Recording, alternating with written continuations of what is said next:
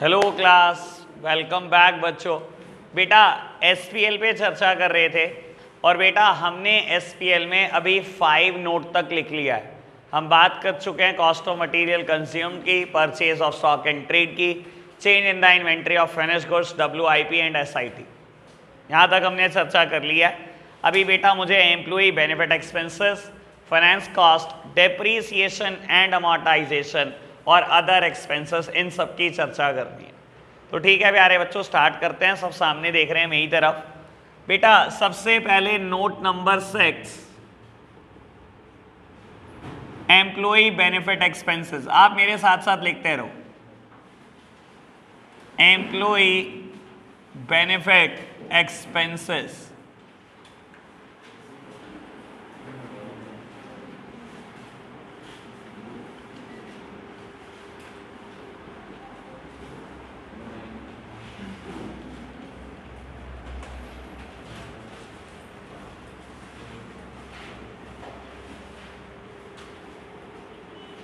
लिख ले बेटा।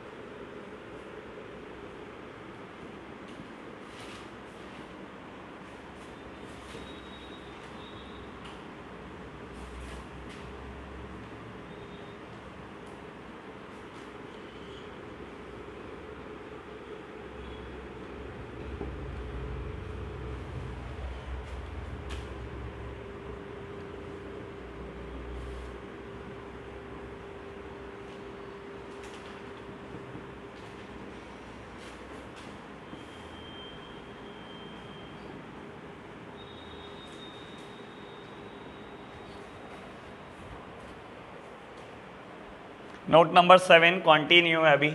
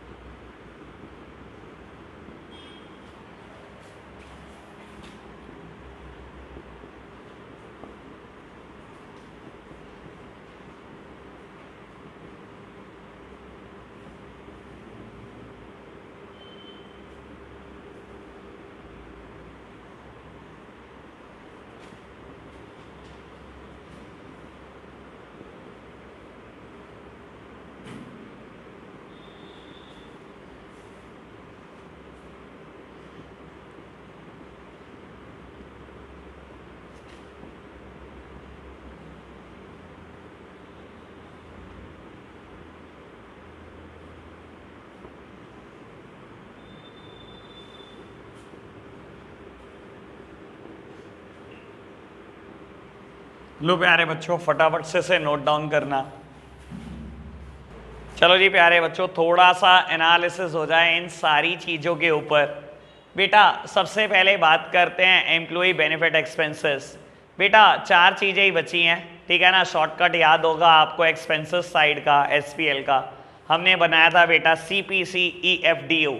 ईएफडीओ ये रहता था बेटा employee benefit expenses, finance cost, depreciation and amortisation, other expenses पे हल्की सी बात करनी है मुझे और कुछ नहीं बोलना। बेटा एम्प्लॉय बेनिफिट एक्सपेंसेस, मैं ये नहीं कह रहा हूं बेटा ये एक एग्जॉस्टिव लिस्ट होगी। एम्प्लॉय के भले के लिए आप जो कुछ खर्च करते हो बेटा सब यहां दिखा देना। आप सैलरी दे रहे हो बहुत अच्छी बात, आप वेजेस दे रहे हो बहुत अच्छी बात, बोनस दे रहे हो बहुत अच्छी बात, और भी कोई खर्चा हो, लीव एनकैशमेंट। बेटा मैंने आपको एक दिन ये बात बताई थी जिस दिन हम प्रोविजन फॉर लीव एनकैशमेंट पढ़ रहे थे, ठीक है ना, याद होना चाहिए आपको। बाबू जिस दिन हम लॉन्ग टर्म प्रोविजन पढ़ रहे थे ना, वहां पर हमने लिखा हुआ है provision on leave encashment. Leave encashment क्या होता है? हर ऑर्गेनाइजेशन आपको कुछ ना कुछ बेटा छुट्टियां अलाउ करती है। अगर वो छुट्टियां ना लेकर आप उन दिनों ऑर्गेनाइजेशन में प्रेजेंट होते हो, काम करते हो, उसके बदले में आपको पैसे मिलते हैं। और ऑर्गेनाइजेशन जो खर्चा कर रही है उसके लिए बेटा वो P&L अकाउंट में दिखाने लायक खर्चा और एम्प्लॉय बेनिफिट एक्सपेंस है हमारे लिए, ठीक है ना। और अगर आपने उसके लिए प्रोविजन बनाया तो बेटा वो आपका लॉन्ग टर्म प्रोविजन हो जाता है। बेटा अगेन ग्रेचुटी फंड, इन तीनों पे हम प्रोविजन बनाया करते थे, ठीक है ना। ये कुछ और नहीं है बेटा, पेंशन के लिए जो फंड होता है उसे सुपर एन्युएशन फंड बोलते हैं। मैंने जान के इसका नाम सुपर एन्युएशन लिखा है बेटा, क्योंकि पेंशन वर्ड याद है, हमें ये वर्ड याद नहीं रहेगा, ठीक है ना। ग्रेचुटी पता है आपको, पीएफ आपको पता है बेटा, ये बिजनेस में भी चर्चा हो रही थी, साथ ही साथ अकाउंट्स में भी बार बार वर्ड आ रहा था। तो बेटा ये तीनों वर्ड मैं बहुत बार बता चुका हूं आपको, ठीक है ना। अगेन बेटा नाम आ सकता है स्टाफ वेलफेयर एक्सपेंसेस का, किस चीज का पार्ट है बेटा? It is a part of employee benefit expenses. नाम भी आ सकते हैं बेटा कैंटीन एक्सपेंसेस, मेडिकल एक्सपेंसेस, या इसोप या इसोस। याद है बेटा ये क्या होता है? Employee stock option plan, employee stock option program या एम्प्लॉय स्टॉक ऑप्शन स्कीम, ठीक है ना। बेटा ये क्या होता है? Canteen expenses. कई बार क्या होता है बेटा, आप ऑर्गेनाइजेशन को ज्वाइन करते हो, ऑर्गेनाइजेशन ने आपको कहा होता है दिन की 2 चाय 3 चाय सब मैं दूंगा, ठीक है ना। आप ऑर्गेनाइजेशन में एंट्री करते हो, आज का कूपन मिल जाता है आपको, डेट डली हुई बेटा, किसी ना किसी के साइन हुए हुए बेटा, चाहे आपका सुपरवाइजर के साइन हुए, चाहे स्टैंप लगी हुई, आपको 2 कूपन पकड़ा दिए जाते हैं, जिस मर्जी टाइम जाके 2 चाय पी लेना। दिन भर में कैंटीन में जितने कूपन इकट्ठे होते हैं सबका बिल कौन देता है बेटा? आपका एम्प्लॉयर। समझ में आई बात? तो बेटा स्टाफ के लिए तो खर्चा कर रहा है, it is a staff welfare expense, ठीक है ना बेटा, it is a employee benefit expense. समझ आई बात? स्टाफ वेलफेयर में कोई बात बतानी है नहीं कुछ बताने लायक, क्योंकि सब चीजों पे पहले ना कभी चर्चा हुई है, देख लो। फिर भी अगर आप कहते हो कुछ रिपीट करना है कर देता हूं। बढ़े आगे बेटा, बात करते हैं फाइनेंस कॉस्ट की।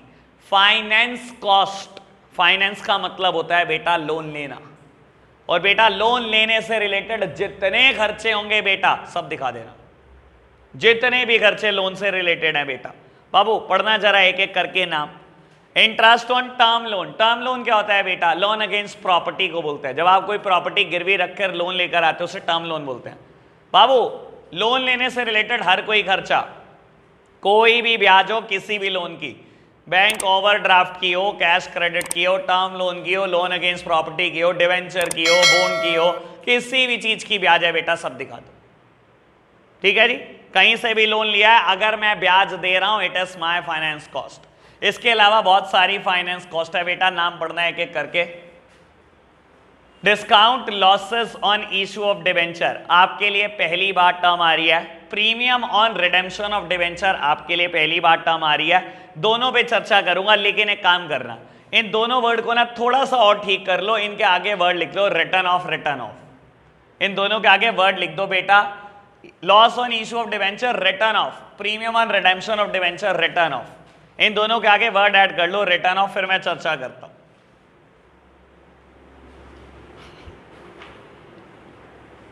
जिसके पास जगह नहीं है बेटा सारा काट के दोबारा लिख ले। चलो जी, लो प्यारे बच्चों बात सुनना। अब ये क्या चीज होती है बेटा? डिस्काउंट और losses on issue of debenture.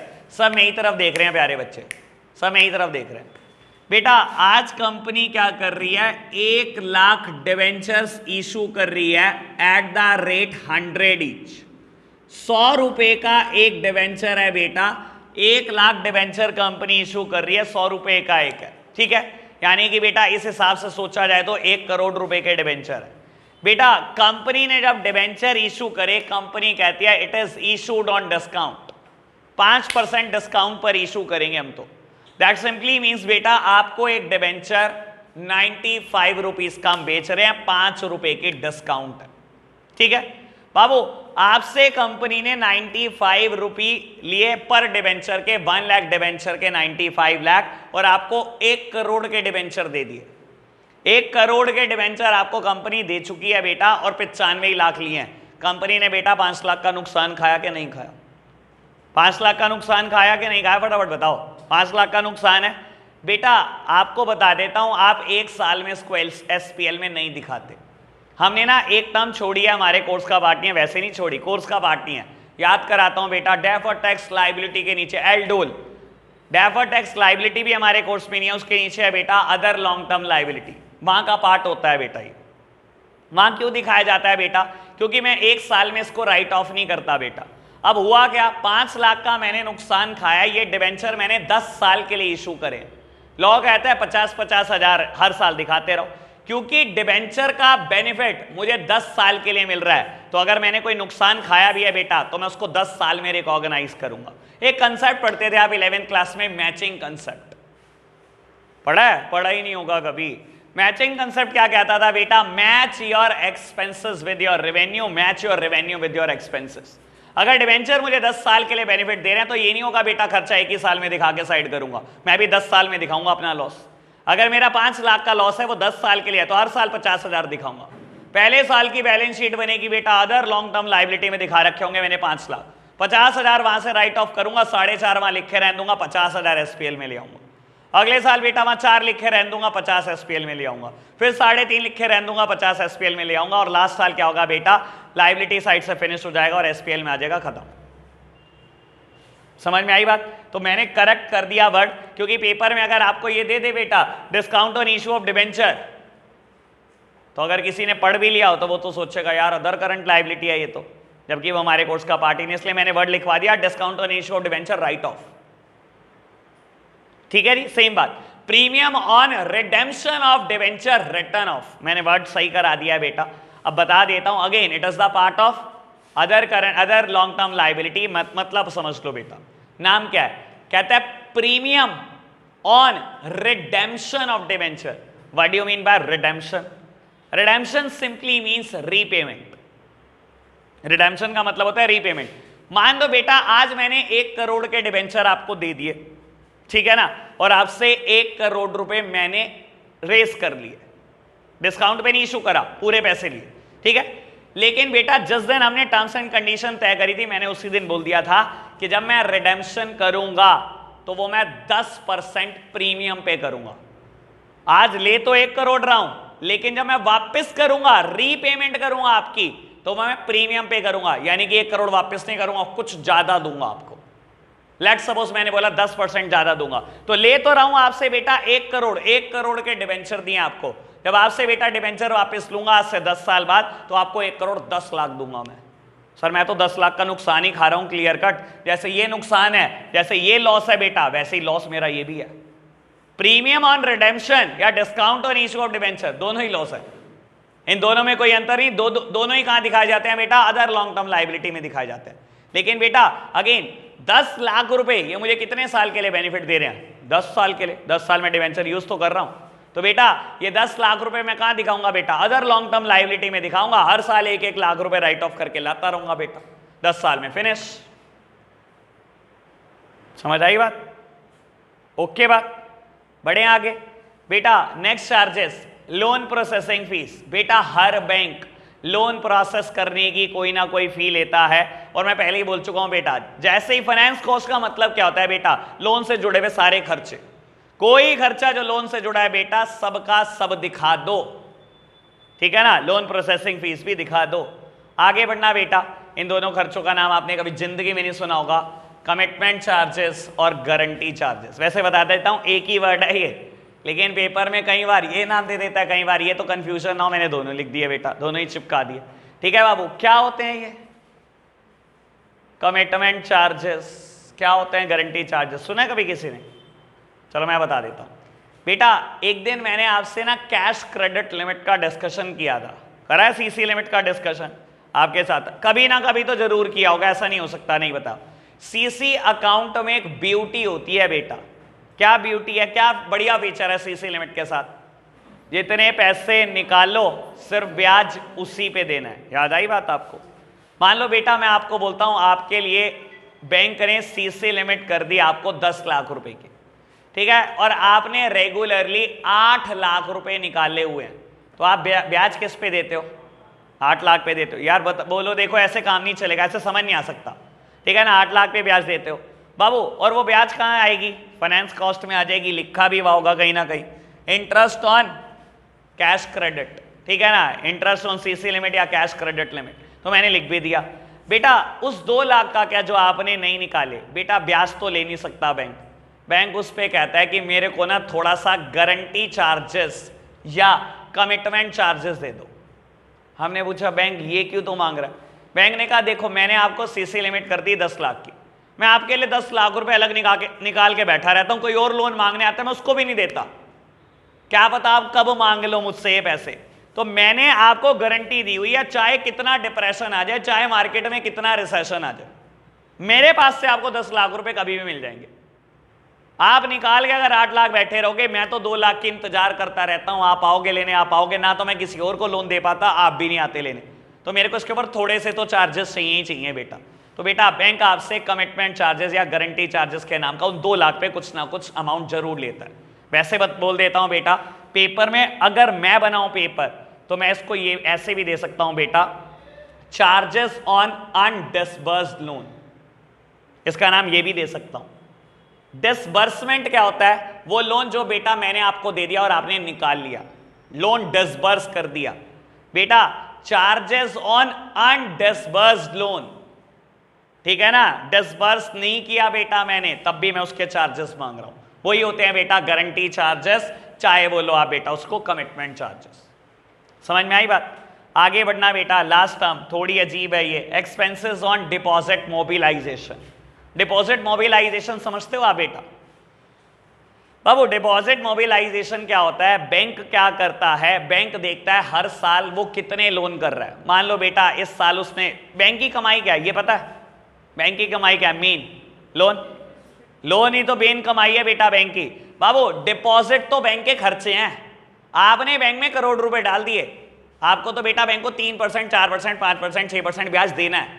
Deposit तो बैंक के लिए खर्चा है, बैंक के एंगल से सोचो, उनकी कमाई क्या बेटा? लोन, ठीक है ना। तो बैंक के टारगेट हर साल किसी ना किसी बैंक को, किसी ना किसी बैंक ब्रांच को टारगेट जरूर मिलता है कि आपने कितने लोन करने। मान लो बेटा किसी बैंक ने पिछले साल में 15 लाख करोड़ के लोन किए हुए हैं, इस बार उनका टारगेट है बेटा उनको 17 लाख करोड़ के लोन करने हैं। आफ्टर ऑल बेटा 17 लाख करोड़ के लोन करने हैं, करोगे कहां से? पीछे डिपॉजिट आएगा 17 लाख करोड़ का, तभी तो 17 लाख करोड़ के लोन होंगे। मानते हो कि नहीं मानते? तो बेटा 17 लाख करोड़ के लिए आप क्या करते हो बेटा? हर बैंक के अंदर आने वाले कस्टमर को कहते हो सर आज एफडी बनवा लो, सर आज आरडी बनवा लो, सर थोड़ा कैश जमा करा दो। मुझे नहीं पता सरकारी बैंक तो ऐसा कोई काम करते नहीं, लेकिन प्राइवेट बैंक छोड़ते भी नहीं। प्राइवेट बैंक की ब्रांच के अंदर कदम रखो, सर बैलेंस कम हो रहा था थोड़ा सा करा देते डिपॉजिट, सर मेरे टारगेट है, सर थोड़ी एफडी बनवा लेते, आरडी बनवा लेते, तो वो आपको बार बार प्रेस करते रहते हैं बेटा थोड़ा पैसा जमा करो। इस टर्म को हम बोलते हैं डिपॉजिट मोबिलाइजेशन, ठीक है ना बेटा।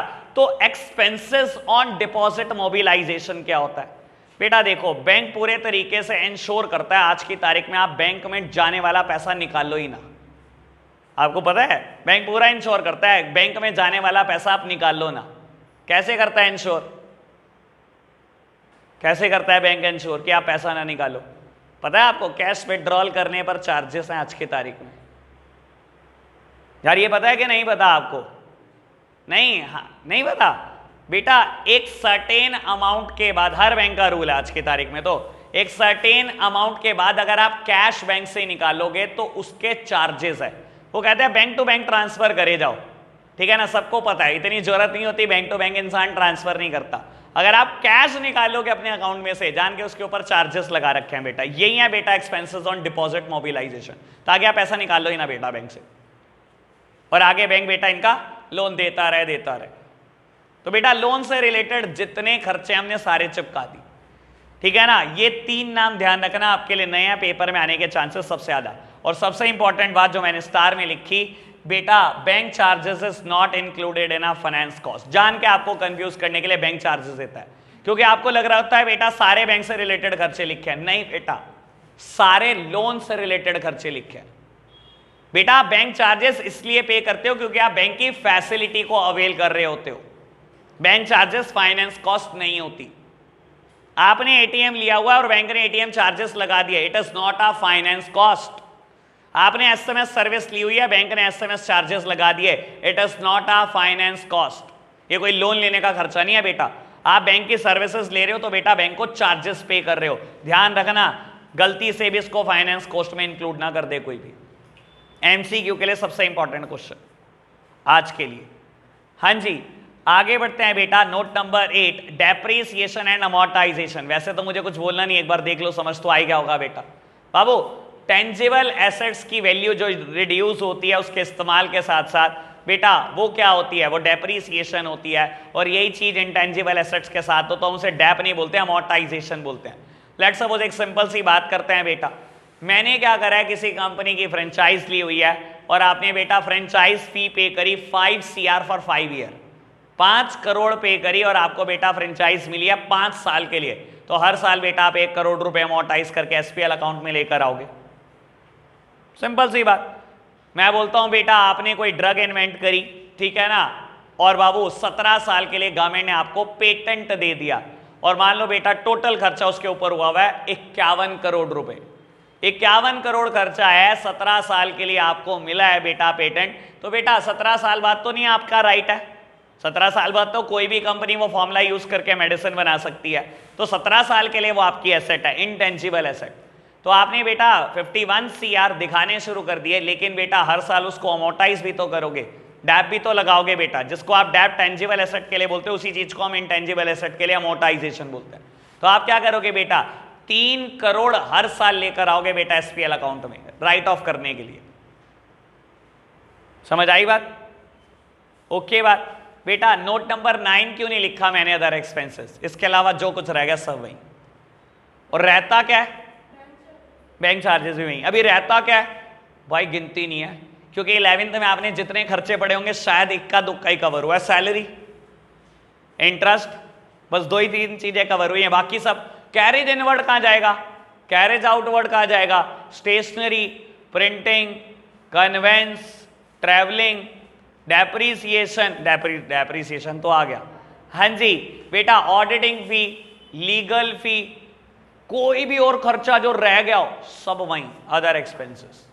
तो बेटा अगर इसको याद कर लोगे तो वो याद करने से बच जाओगे, ये याद नहीं होंगे तो कहीं ना कहीं गड़बड़ कर जाओगे आप।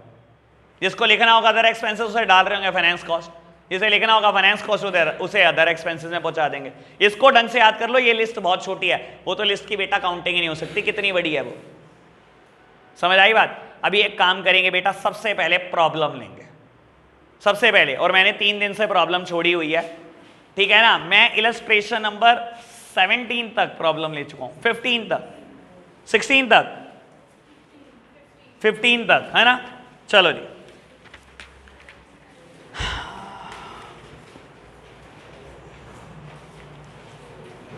बताओ जी बेटा।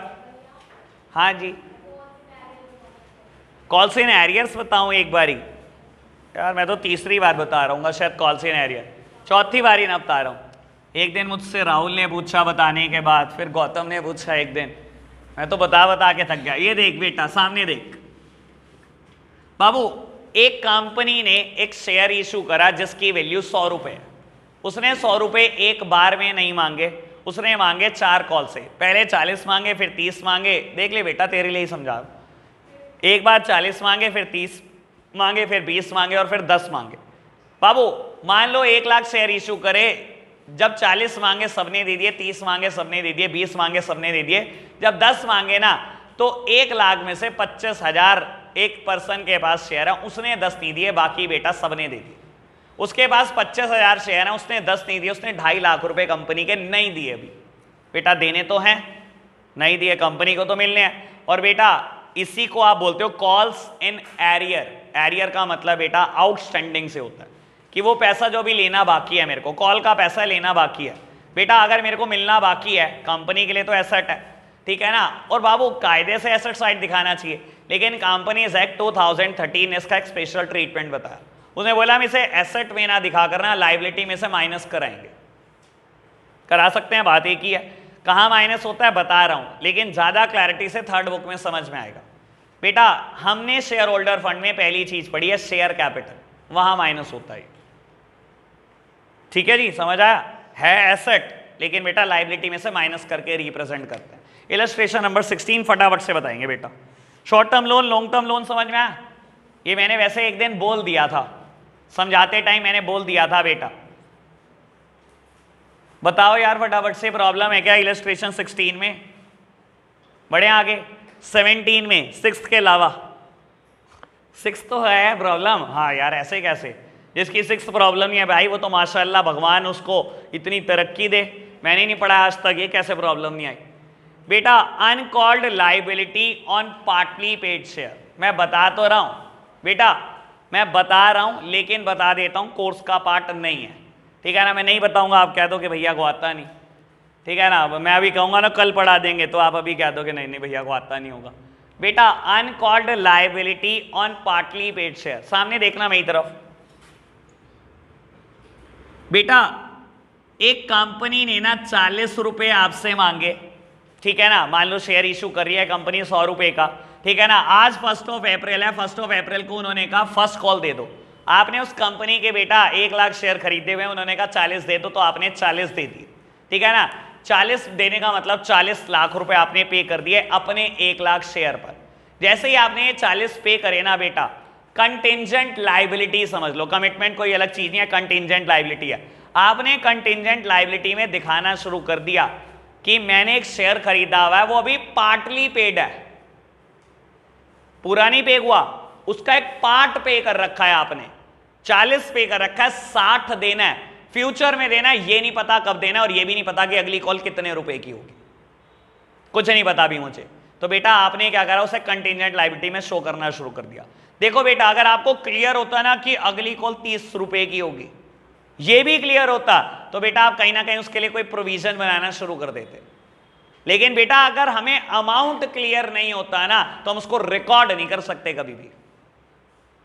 तो आपने कंटिंजेंट लायबिलिटी बना दी। देखो वर्ड पढ़ो, अनकॉल्ड लायबिलिटी, आपकी तो लायबिलिटी आपने 60 रुपए देने, अनकॉल्ड ये ऐसी लायबिलिटी है जो अभी तक कॉल नहीं की गई, कंपनी ने मांगे ही नहीं अभी तक मुझसे पैसे। Uncalled liability on partly paid shares, ठीक है। चलो जी, इलस्ट्रेशन 17 डन। 18 में फॉरफिटेड शेयर्स है ना, बता देता हूं अभी, देख लो 1 मिनट मेरी तरफ देखना। फॉरफीचर का मतलब समझते हो? डिक्शनरी मीनिंग पता है फॉरफीचर का मतलब क्या था? फॉरफीचर का मतलब होता है जब्त करना, ठीक है ना। अब समझ लो बेटा, मैं मतलब समझा देता हूं, लेकिन हाँ ट्रीटमेंट भी बता दूंगा, हल्का सा क्लैरिटी वहीं होगी थर्ड बुक में, इसकी भी जैसे कॉल्स इन एरियर की तभी होगी, इसकी भी तभी होगी। सुनना बेटा, फॉरफीचर का मतलब क्या होता है? अगेन वही वाला एग्जांपल लेते हैं, 40 30 20 10, 4 कॉल में पैसा मांग रहे हैं। जब तक 20 रुपए मांगे तब तक सबने पैसे दिए। जब 1 लाख शेयर पे हमने 10 रुपए मांगे, तो एक इंसान जिसके पास 25,000 शेयर, उसने 10 रुपए नहीं दिए। जब तक कॉल्स इन एरियर थी बेटा, रिकॉर्ड कर रहा था मैं। अब हुआ क्या बेटा, मैं महीना इंतजार करता हूं, 2 महीने इंतजार करता हूं, 1 नोटिस भेजता हूं, 2 नोटिस भेजता हूं, 3 नोटिस भेजता हूं, और वो क्या कर रहा है बेटा, दे ही नहीं रहा पैसे। तो हम क्या करेंगे बेटा, उसके शेयर को जब्त कर लेंगे, इसे बोलते हैं शेयर फॉरफीचर। समझ में आया बेटा? अगेन बाबू इसका ट्रीटमेंट बताऊंगा भाई, होना शेयर होल्डर फंड में, शेयर कैपिटल में ही है। शेयर से रिलेटेड हर बात का कहां कुछ होना है बेटा, शेयर कैपिटल में ही होना है, लेकिन ज्यादा क्लैरिटी से समझा वहीं सकता हूं बेटा। बढ़े आगे, सक्षम भाई ओके, आपकी तो प्रॉब्लम आई नहीं होगी। चलो जी बाबू पढ़ना जरा। हाउ, सॉरी 19 का पहला प्रॉब्लम है, आज प्रॉब्लम नहीं होगा, पढ़ना अब फटाफट से पढ़ो। सेकंड भी पढ़ देना कायदे से बेटा। ये दोनों क्या हैं, ये कायदे से बेटा दोनों लॉन्ग टर्म लायबिलिटी का पार्ट होने चाहिए। इनके आगे अगर वर्ड रिटर्न ऑफ लिखा हो तो ये कहां पहुंच जाएंगे बेटा, एसपीएल में पहुंच जाएंगे। लेकिन इन्होंने गड़बड़ करी, पहले के आगे रिटर्न ऑफ भी नहीं लिखा, लेकिन उसको बता दिया इन्होंने, not shown in a balance sheet since these expenses are to be written of in a year in which they are incurred. ठीक है ना, ठीक है बाबू। चलो आगे बढ़ना बेटा, इलस्ट्रेशन, इसी में कोई प्रॉब्लम है क्या 19 में? फटाफट बताओ यार, तुम ऐसे करोगे तो मैं बहुत देर हो जाएगी मेरे को। 19 बताओ फटाफट, कोई समस्या किसी की? 20 शेयर होल्डर ऑप्शन नहीं, इसोपी है ये तो। चलो जी आगे बढ़ना, इलस्ट्रेशन नंबर 21 सिंपल है, तो कुछ भी नहीं था इसमें तो। 22 सिंपल, आगे बढ़ो बेटा। 23 land and building, goodwill, patent, तीनों क्या है बेटा, फिक्स्ड एसेट्स हैं, कुछ टेंजिबल हैं कुछ इंटेंजिबल है, हो जाएंगी रिकॉर्ड, सिंपल। आगे बढ़ो जी, 24 सिंपल है बेटा। उसके बाद रेवेन्यू फ्रॉम ऑपरेशन के क्वेश्चन स्टार्ट है। 25 कुछ बताना है। 26 फाइनेंस कंपनी से रिलेटेड है, डिविडेंड रिसीव हुआ, इंटरेस्ट अर्न किया, बेटा ये दोनों क्या है कंपनी के लिए, रेवेन्यू फ्रॉम ऑपरेशन। और अगर कोई बेटा फोर्थ आइटम है profit on sale of investment, ये भी क्या है, revenue from operation, profit on sale of fixed assets और refund of IT other income है। फाइनेंस कंपनी क्या होती है, फाइनेंस, बैंक, बैंक क्या होते हैं, फाइनेंस कंपनी, लोन ही तो देना है, यही तो काम होता है फाइनेंस कंपनी का मेन। हाँ जी सर याद है ना, अब तो मैंने एसपीएल का कल फॉर्मेट भी याद करा दिया आपको। अदर इनकम में टोटल 4 बातें, मेरी तरफ देखना, अदर इनकम में टोटल 4 बातें हैं, डिविडेंड अर्न या रिसीव्ड, इंटरेस्ट अर्न्ड और received, net gain on sale of investment, यानी कि gain on sale of investment minus loss on sale of investment. और बेटा चौथी बात अदर इनकम। अगर आप एक नॉन फाइनेंस कंपनी हो, 1 2 3 4 चारों आपके लिए अदर इनकम है, चाहे वो डिविडेंड रिसीव करा, चाहे इंटरेस्ट, चाहे बेटा net gain on sale of investment. और बेटा अगर आप फाइनेंस कंपनी हो तो ये 3 चीजें आपके लिए रेवेन्यू फ्रॉम ऑपरेशन है, आपके लिए अदर इनकम सिर्फ वो है जो मैं बोलूंगा। रेंट रिसीव्ड कह लो, डिस्काउंट रिसीव्ड कह लो, कमीशन रिसीव कह लो बेटा, profit on sale of fixed asset, sale of miscellaneous item like newspaper, refund of IT. ठीक है जी। चलो बेटा इलस्ट्रेशन नंबर 27 क्लियर हुआ था बाबू। रेवेन्यू फ्रॉम ऑपरेशन में क्या आ जाएगा, सेल्स, सेल्स रिटर्न माइनस होकर, क्योंकि मैंने आपको बोला था नेट जाएगा, नेट याद है आपको, माइनस रिटर्न बोला था। सेल ऑफ स्क्रैप भी यहीं जाएगा, ओके है ना बात। बस बाकी सारे क्या है बेटा, बाकी सारे अदर इनकम है। 28 चलो जी बेटा 28 कहता है calculate revenue from operation, other income and total revenue for a financial company. Finance company के एंगल से सोचना बेटा। अब देखो इधर देखना मेरी तरफ, फाइनेंस कंपनी मतलब बैंक, बैंक का मेन काम क्या है, इन्वेस्टमेंट या बेटा लोन। आप लोन से कुछ कमा रहे हो, सब क्या है बेटा, रेवेन्यू फ्रॉम ऑपरेशन। आप इन्वेस्टमेंट से कुछ कमा रहे हो, सब क्या है, रेवेन्यू फ्रॉम ऑपरेशन। बस बची हुई बातें अदर इनकम है बेटा। इंटरेस्ट ऑन लोन गिवन, आपने लोन दिया, ब्याज कमाया, revenue from operation. Fee received for arranging loan, loan arrange करने की कोई फीस ली, चाहे बेटा इसका नाम प्रोसेसिंग फीस दे दे सर, बैंक के लिए processing fees, revenue from operation, main काम ही यही है बेटा। Third one is miscellaneous income, miscellaneous income तो वहीं जाएगी बेटा, इधर इनकम है। Profit on sale of building, building बेचना आपका काम ही है, रोज का काम नहीं है बेटा, ये भी अदर इनकम। लेकिन profit on sale of investment ये भी रोज का काम है, ये रेवेन्यू फ्रॉम ऑपरेशन। ओके बात बेटा। इलस्ट्रेशन नंबर 29 हो गया तो कुछ भी नहीं है। 30 और 31 भी कुछ भी नहीं है इसमें, तो बस मैंने 31 ही तक तो दिए थे।